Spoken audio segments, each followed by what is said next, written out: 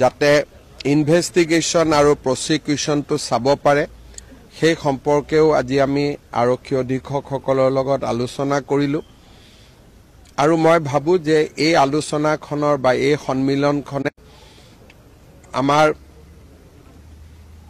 আৰক্ষীক আৰু অধিক জনমুখী হোৱাত সহায় কৰিব। ইয়াতে আমি অসম পুলিচে যোৱা কেইটামান মাহত লাভ কৰা কেইবাটাও সাফল্যৰ আমি প্ৰেজেন্টেশ্যন কৰিছিলোঁ। ভূটানৰ পৰা আৰু অসম আৰু ভূটান সীমান্তত প্ৰায় 7টাকৈ হাতীক হত্যা কৰা হৈছিল হাতী দাঁতৰ ব্যৱসায় কৰাৰ কাৰণে। সেই গেংটো কেনেকৈ আমি ধৰিব পাৰিছিলোঁ, কেইবাটাও ড্ৰাগ ট্ৰেফিকিং কেছ কেনেকৈ আমি ফৰৱাৰ্ড বেকৱাৰ্ড লিংকেজ উলিয়াব পাৰিছিলোঁ। গোলাঘাট পুলিচ আৰু 11খন জিলাৰ পুলিচে লগ লাগি আমি ৰাইনো প্ৰচাৰৰ এটা বহুত ডাঙৰ গেঙক কেনেকৈ নিউট্ৰেলাইজ কৰিছিলোঁ। মৰিগাঁৱত সিম কাৰ্ডৰ ওপৰত হাজাৰ হাজাৰ ভুৱা সিম কাৰ্ড লোৱা বনোৱা এটা গোটক আমি কেনেকৈ কৰায়ত্ব কৰিছিলোঁ।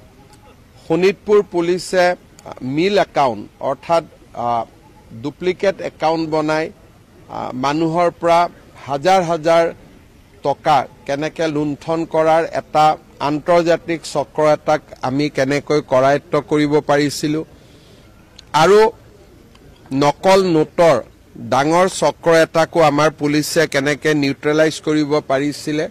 কেইবাটাও কেছ প্ৰেজেন্টেশ্যনো SP সকলৰ সন্মুখত কৰা হ'ল যাতে ইখন জিলাৰ সফলতাৰ পৰা আনখন জিলাই শিকিব পাৰে। সৰ্বমুঠ খুব সফলভাৱে SP কনফাৰেন্সখন হৈ গ'ল আৰু মই ভাবোঁ যে ইয়াৰ ফলত আকৌ এবাৰ কৈছোঁ যে আৰক্ষীক জনমুখী তৎপৰ আৰু সক্ৰিয় কৰাত আমি যথেষ্ট উপকৃত হ'ম।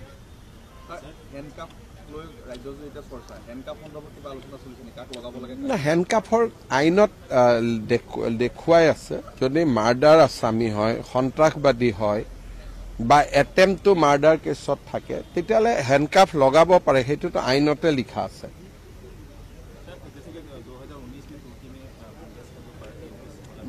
मैं अभी तो आपको SP कॉन्फ्रेंस का बारे में ही बुलाया, अभी तुर्की तक मत लेके जाओ। এই পৰিকল্পনাবিলাকে মই আপোনালোকক যিখিনি কথা পাতিলো যে কেছৰ কনভিকশ্যন যাতে বাঢ়ে, আমি যাতে ভাল কৰি ইনভেষ্টিগেট কৰিব পাৰোঁ, পুলিচৰ যিমানবিলাক জনমুখী কাম চাৰ্টিফিকেট ভেৰিফিকেশ্যন এইবিলাক যাতে তৎপৰ কৰি দিব পাৰে, পুলিচৰ নিযুক্তি যাতে নিয়মীয়াকৈ হয়, এই গোটেই কথাবোৰে আলোচনা কৰা হৈছে। সেপ্টেম্বৰত আগতে আৰক্ষীৰ নিযুক্তিও হয় আৰু সেপ্টেম্বৰত নতুন এডভাৰটাইজো ওলায়। আমাৰ গোটেই কনচেপ্টটোৱে হ'ল যে অসম আৰক্ষীত কোনো খালী পথ থাকিব নালাগে।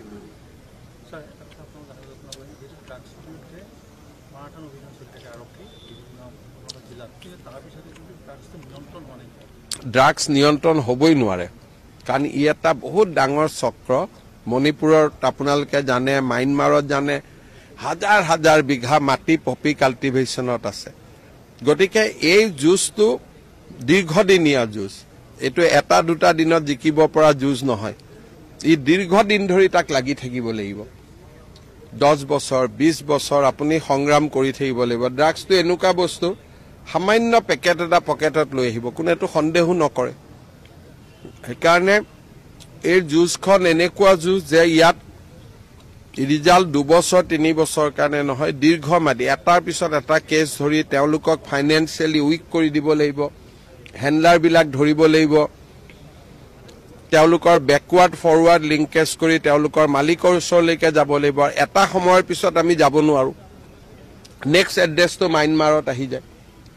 সেইকাৰণে এইটো এটা দীঘলীয়া সংগ্ৰাম। ইয়াৰ কাৰণে সমাজ আৰক্ষী দুয়োটাই বহুত ধৈৰ্য থাকে।